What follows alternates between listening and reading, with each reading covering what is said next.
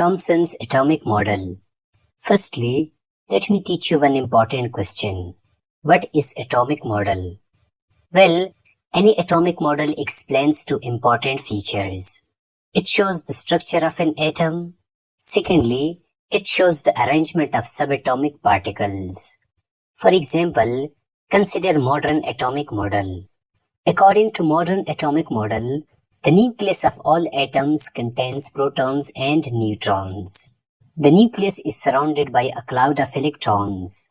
It means that electrons constantly revolve in this cloud around the nucleus.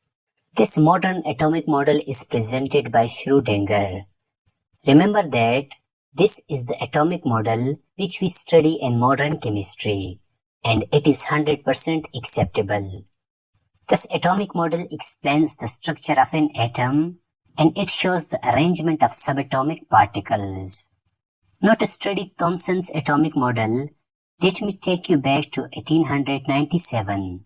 In 1897, a prominent scientist, J.J. Thomson, discovered first subatomic particle. He discovered negatively charged particles in cathode ray tube experiment. He called these negatively charged particles electrons.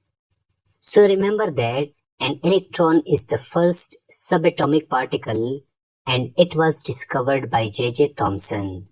Thus this discovery of electron paved the way for the development of new atomic model and new atomic theories. Now what is Thomson atomic model? Well, to learn Thomson atomic model, remember these important points. In 1904, Thomson presented the theoretical explanation of atomic model. Secondly, in 1904, no other subatomic particles like proton and neutron was discovered. Thirdly, he considered an electron to be 2000 times smaller than positive charged particles. Now Thomson Baba states that an atom is a tiny solid sphere. It means that an atom is like a ball. Inside this sphere or atom, there is a cloud of positive and negative charge. For example, consider this sphere. Thomson Baba states that this sphere contains a spherical cloud of positive charge and negative charge.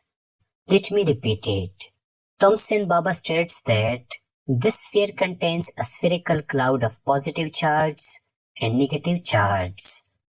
In addition, he compared his atomic model to a watermelon or plum pudding.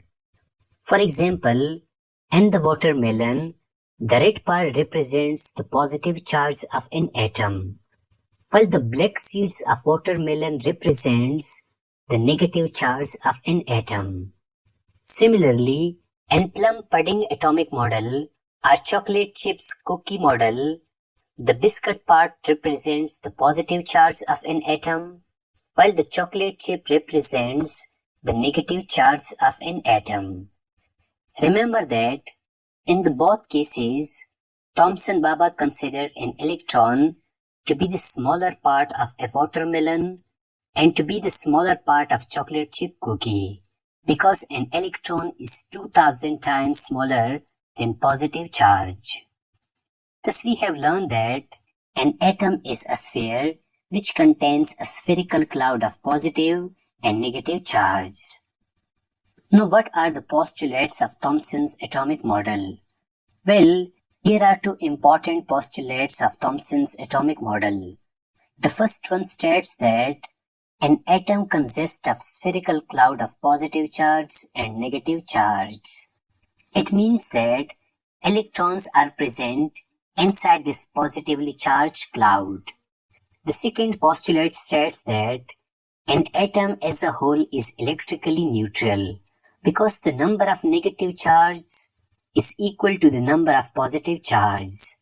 For example, if there are 10 positive charges in an atom, then there are also 10 negative charges present in an atom. They both cancel each other and an atom as a whole is neutral.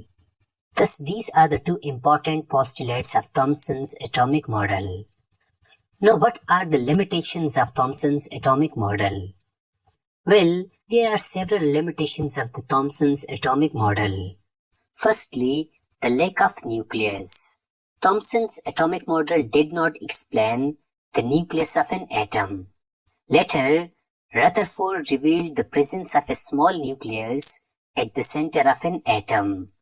Secondly, the stability of an atom.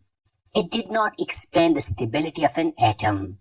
I mean, how the positive charge holds the electron inside an atom. Thirdly, theoretical theory. Remember that it was totally a theoretical theory. It was not proved by any experiment. Thus, these were the limitations of Thomson's atomic model. Finally, what are the significance of Thomson's atomic model?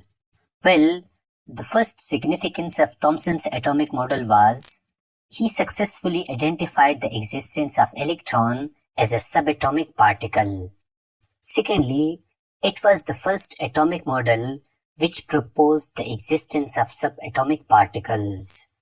Thirdly, Thomson Baba proved Dalton's wrong and challenged the idea that atoms were indivisible. Thus, these were the significance of Thomson's atomic model. I hope that you have learned all about Thomson's atomic model.